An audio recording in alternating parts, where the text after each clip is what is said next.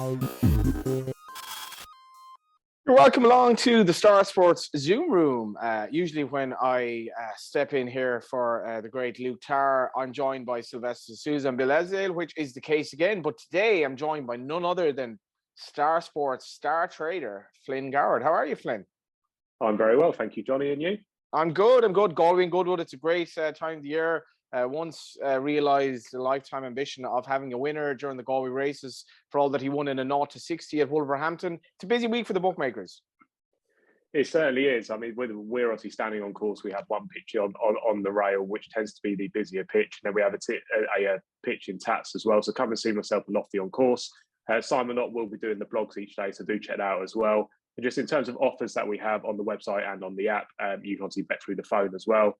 We have the pipped on all races at Galway and Glorious Goodwood. So it's not just Glorious Goodwood, it's at Galway as well. So money back is a free bet if your horse finishes second, beaten a neck or less for flat races and half a length or less for jumps races up to a nifty, so up to 50 quid. So that's the offer we've got across all races. Very, very simple. If you have the better either feature meeting, then you'll get involved in that offer. Shortly, we'll be going through Silvestre De Sousa's 4 rides on day 1 of Glorious Goodwood. How are you, Sil?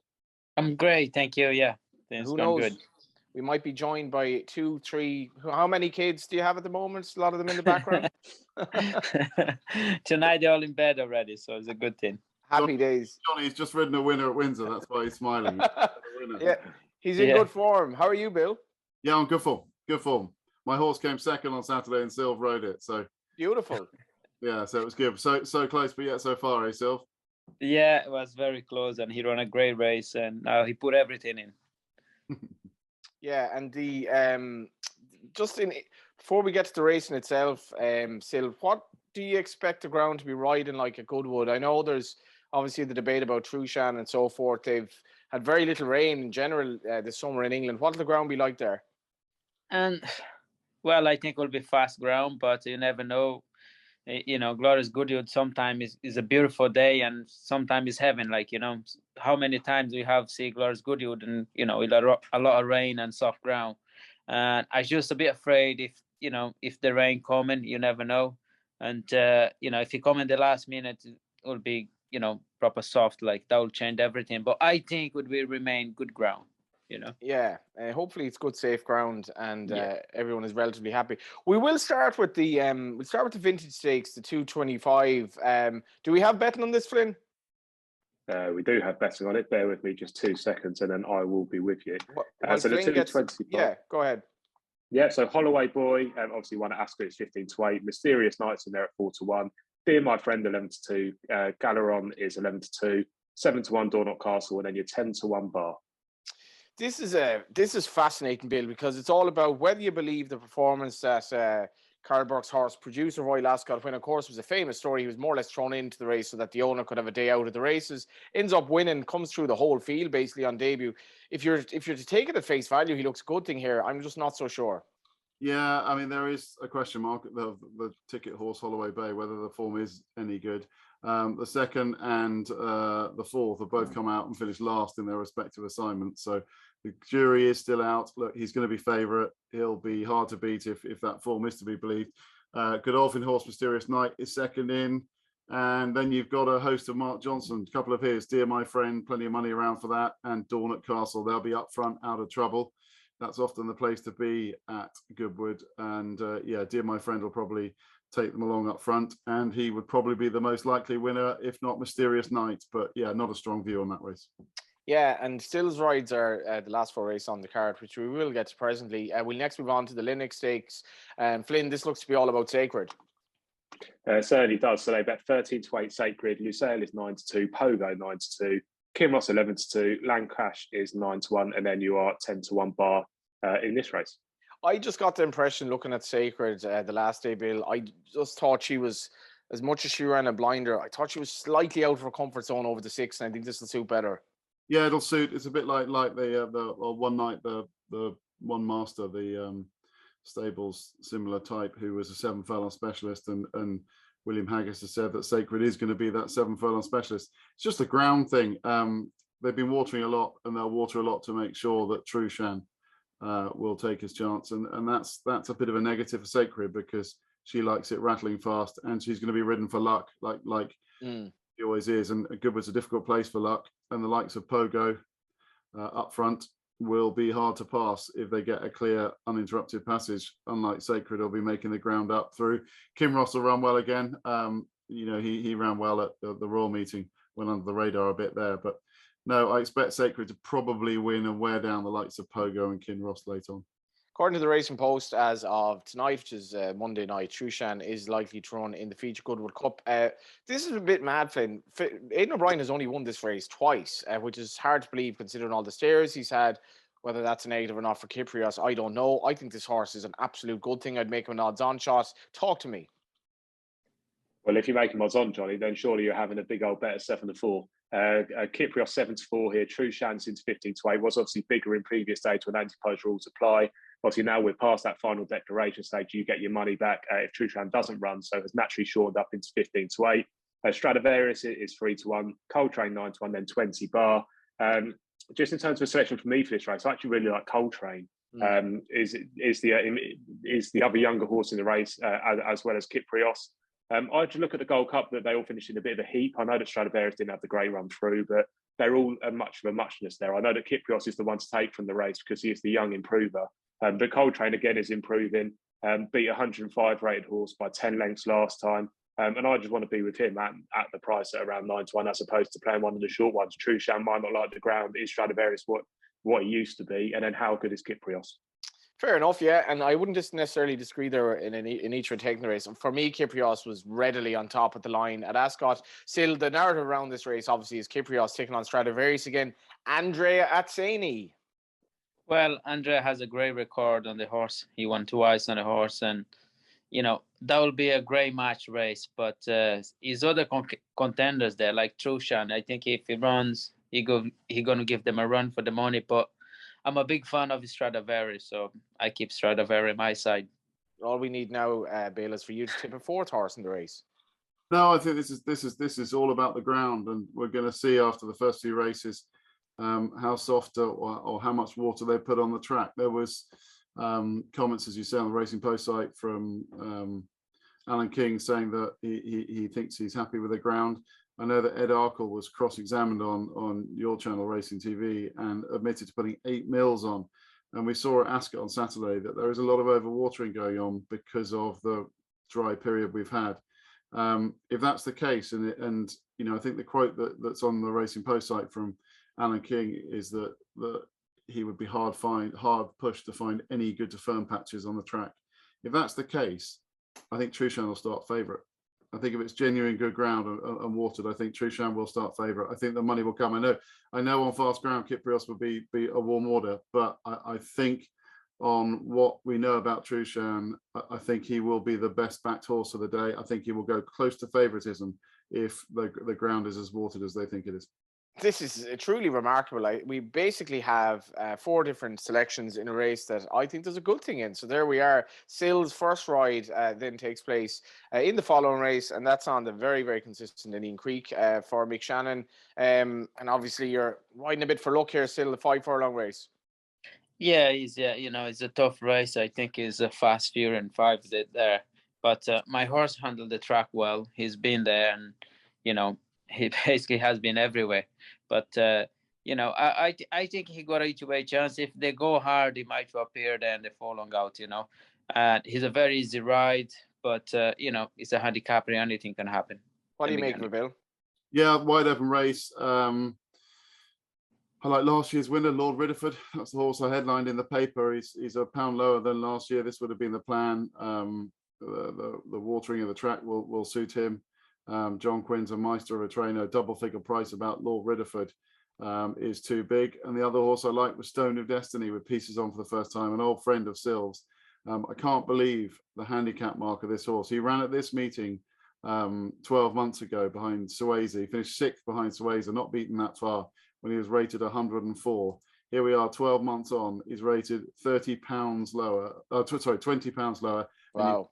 Factor in Harry Davis's £5, it's £25 swing. He's going to be running off 79, and he's a better horse than that, and he's only 7 years old.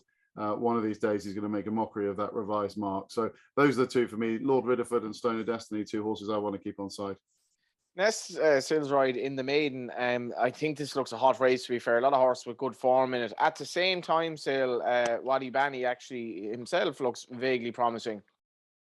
Yeah, it does. Yeah, obviously they all are maiden here, but we don't have a very kind draw. But my horse has experience. He has a first debut already. Had finished 5th, so we need a bit of luck in this race. But I hope he'll be thereabout. And and he's 33-1 shot. But he's a ride. You never know in the day.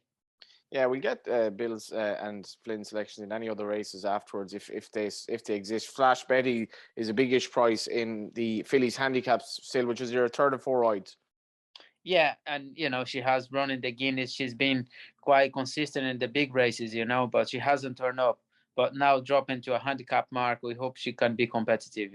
Yeah, and your final ride then is another fillies handicap. This one for Charlie Hills, Willoughby Bay.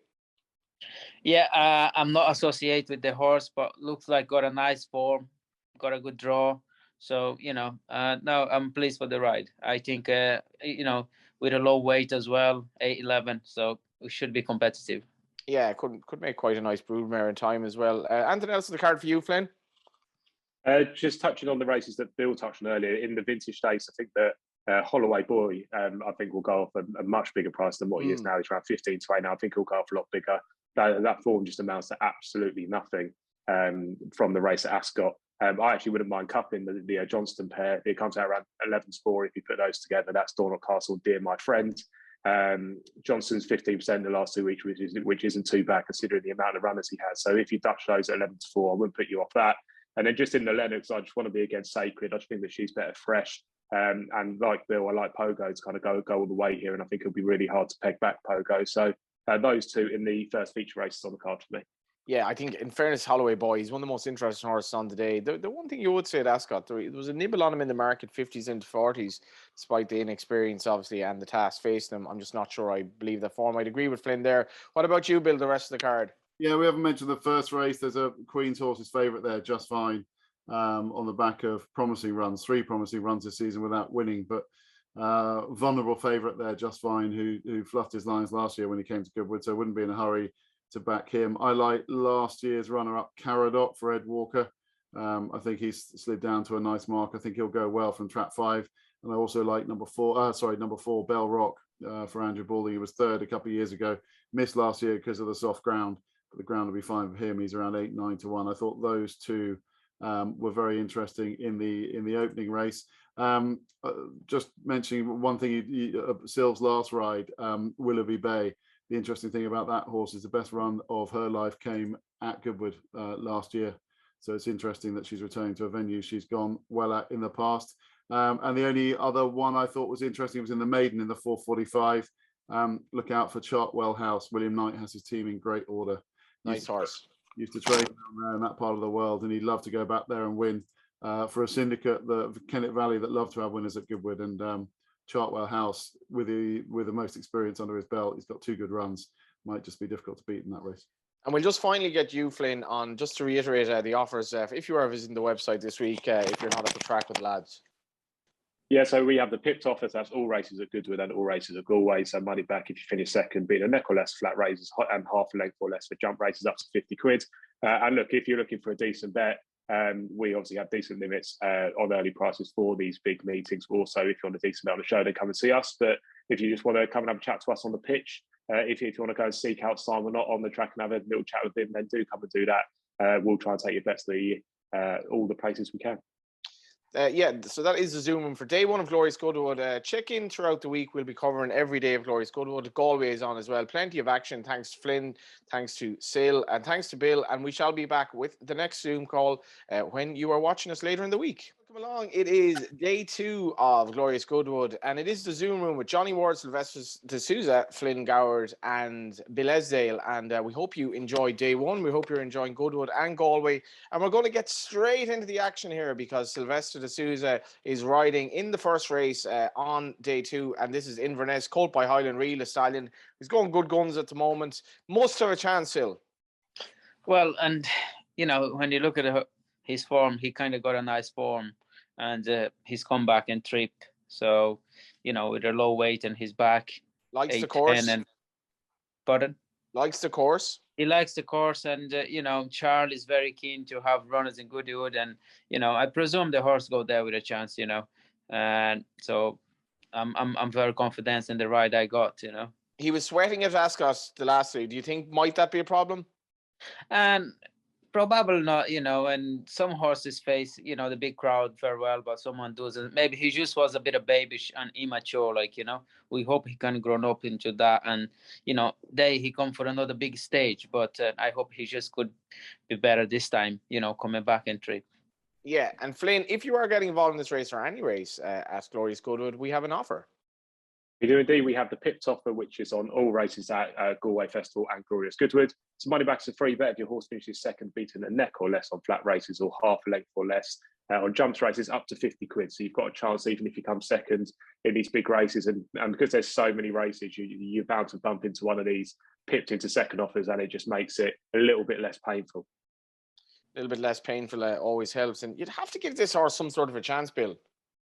Which one? Inverness? Yes. Yeah, have a chance. I mean, if it was a mile and 6, I think I'd fancy him a bit more. I think mile 4 is on the skinny side. I mean, the favourite here will be Secret State, who won really well after only his 4th lifetime start at the Royal Meeting when he beat Deauville Legend. That head, he's only £7 higher.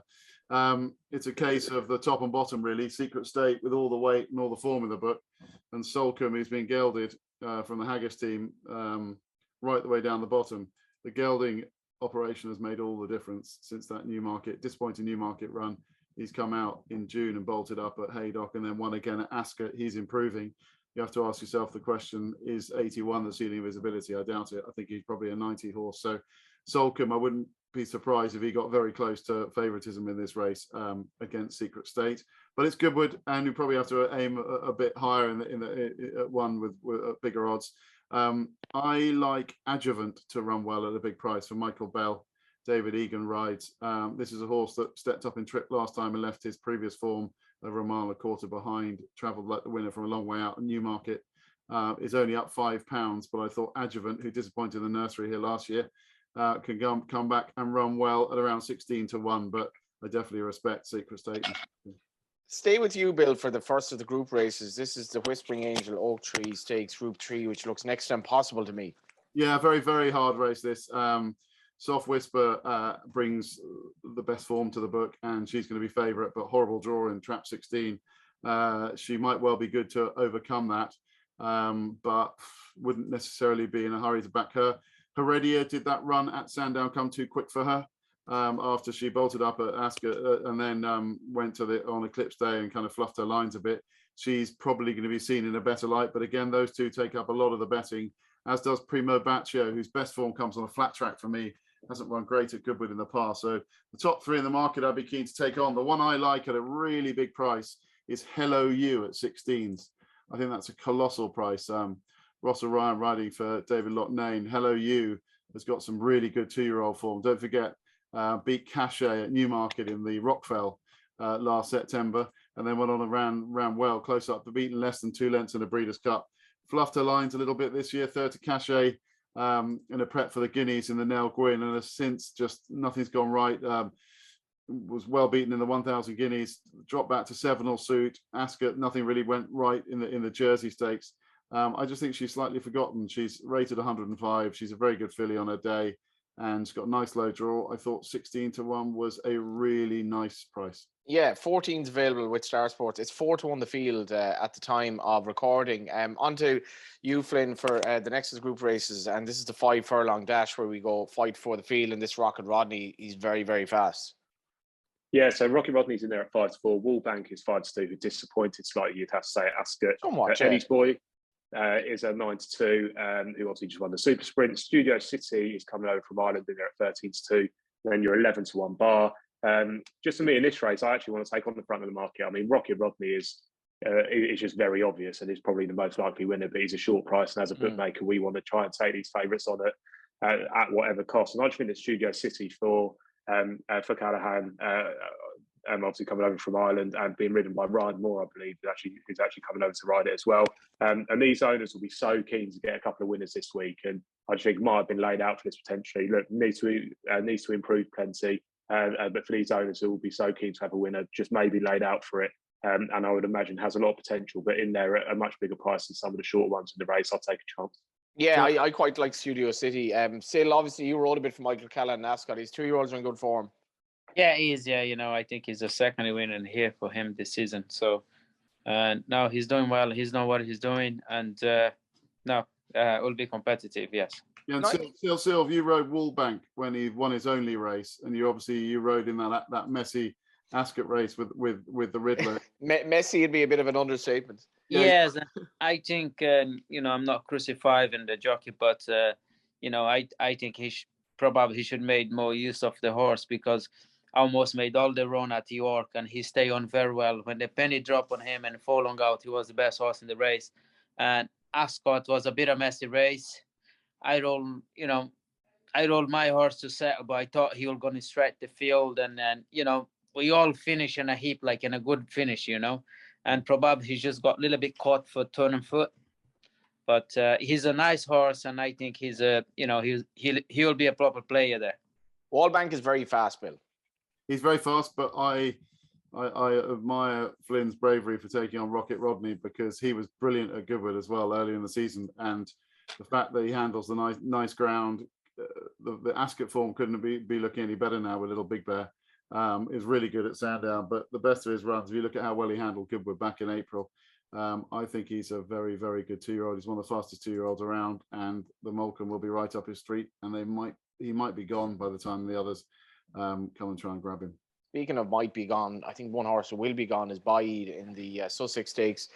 Obviously, a significant non-runner in the shape of Caribus here, who was scratched quite late. Whether he'd have had any chance is debatable in the first place. Bill, he's rated 128. This race actually looks like, despite the fact that it's a relatively small field with the likes of Order in Australia and Ballarat Leon in it, it actually looks like there's going to be pace in the race. What happens other than his success? Yeah, I think he just wins. I mean, the problem is you try and get him beat. If they overwater, it's fine because he handles soft ground. The undulation's fine because he's won at Goodwood. Stable's in great form. He's on the back of one of his best ever runs at Ascot, where he had that race won a long time out, long way from home. He's going to be very, very hard to beat. The most likely danger is obviously alcohol free. She showed how good she is by winning the July Cup on ground that was too quick. Any kind of softening the ground would help her cause. But look, the reality is it's all about Baid. We never thought we would see a horse like Frankel in all of our lifetimes, and he's just slowly but surely getting himself on terms with one of the greats, Baid, and he is very, very good. And it'll be a major shock if he gets beat. I just can't see anything beating him here. Interesting comparison, and Frankel, of course, did step up to a mile and two belatedly, which I hope he does, because we're not really learning any more about him. Are you going to lay 20,000 to 120 here, something like that, Flynn? Yeah, possibly. I mean, that's the main market. You're looking at 6 on Baid, then you're looking at 10-1 alcohol, 10-1 alcohol free, 10-1 Order of Australia, and then 18 bar. We have got betting without on site, so if that 6 on doesn't interest you, you can play alcohol free at 12 to 5 for the old fashioned out there. That'll be around 5 to 2. Order of Australia 27 to 10, so around 11 to 4, 4 to 1 for modern games, and then 13 to 2 bars. So that's a bit more of a interesting market. And if you're coming to bet on course as well, I would imagine it will definitely be pricing up the forecast and the without market. I would be interested in Order of Australia here. I just think it's hard to trust alcohol free. It was Order of Australia's first run of the season behind Baid at Ascot.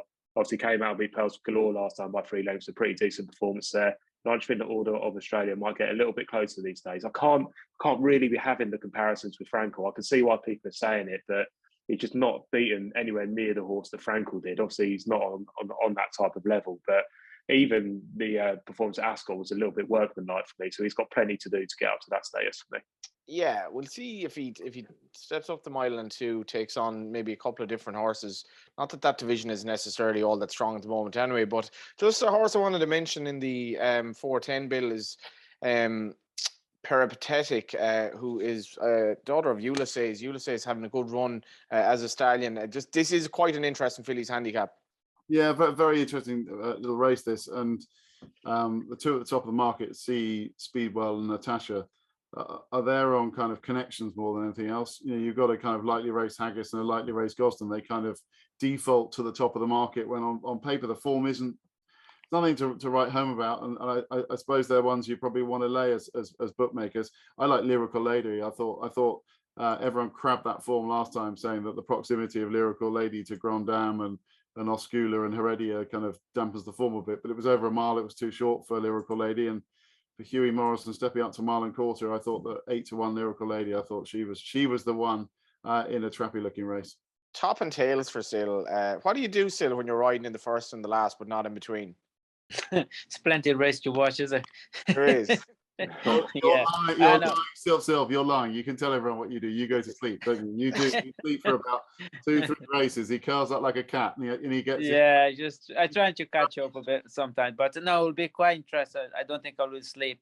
I will watch Baid win the big one. You know. I think he can sleep and imagine what happens there. Flynn will be very surprised because I have such a young kind of personality. But I actually quite like a nap during the day now as well, Sil. Oh no, a little siesta doesn't do any harm to nobody, you know. Absolutely not. Will that help you win on stockpile? Absolutely, yeah. Rated up to 83 from 75. So obviously a horse who doesn't mind good ground or the all-weather, and is going to get good ground here in the nightcap. Yes, absolute stockpile. And you know, I know the horse inside out, and then you know it's quite funny. Like I told him I didn't manage to win on him, but you know I got back on him, and I think he's in the right race, and we got a very kind draw, and you know I hope they can go hard, and I slot behind, and he'll pay in the finish. You know. So you don't want to make the runner, no?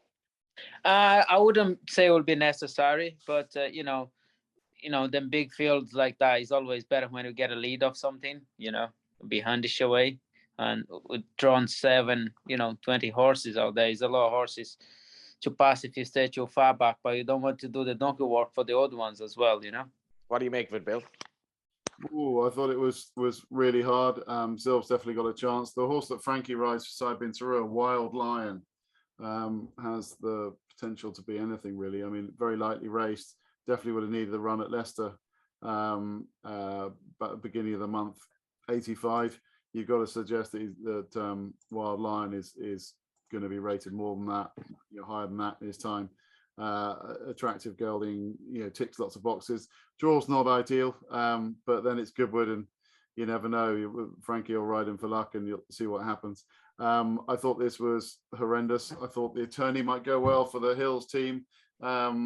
I could name a load. The one that I'm convinced is going to pop up in one of these big ones is Lord Rapscallion. He's going to be a massive prize because he's drawn terribly as well, but he's slowly running himself back into form, and he goes well at Epsom and Goodwood. So if I was to play, I'd probably have a very small each way Lord Rapscallion and cheer Silv home. Yeah, Mum's Tipple trying to roll back the years. I actually don't think this horse has ever run it at Goodwood. It's a long time between drinks for him. He's won once since the last 3 years, something like that. Anything else in the rest of the card, Flynn? And of course, we do have the pipped offer. We do have the pipped offer. In terms of the rest of the card, just one for me, just going back to the Oak Tree. Really muddling race, but the one for me would be Oscula. So Bill actually mentioned him previously. It's quite an unfashionable horse because he's had so many runs. Trained by George Bowie and ridden by Will Buick, so not a bad combination there. Ran at Ascot on Saturday over the mile, coming second to Jumby. Got the lead only to be ran down by Jumby close home. I think going back to 7-furlong will suit. There's ran well at Chester, Epsom, so these kind of tricky little tracks. And I think that having a horse with experience at Goodwood is never a bad thing. And I thought that Oscula back down to 7 furlongs from a mile on Saturday will certainly give you a run for your money. Yeah, she's really. Yeah. This will be her 4th run in the month. I mean, it's unbelievable effort that. She's very, very, very tough. She's bound to run well. What would be your nap, Bill? My nap would be alcohol free without the favourite at 5-2 with Star Sports with Flynn. I'm going to have to go to the pitch and see them at 5-2. I think that's a brilliant bet. I think she's really good, and she's got Goodwood form. And 9-4 now, Bill. There you go. It's gone. It's gone. If you turn up at the pitch as well, you get the smiling face, and you might even be able to meet Silvestre De Sousa at the race as well. The best of luck for you on day 2, Sil. Yeah, thank you so much. Thank you. And that was the Star Sports Zoo Room. Check out the website for all the offers. Goodwood, Galway, and everything in between. We'll be back later on in the week with day 3.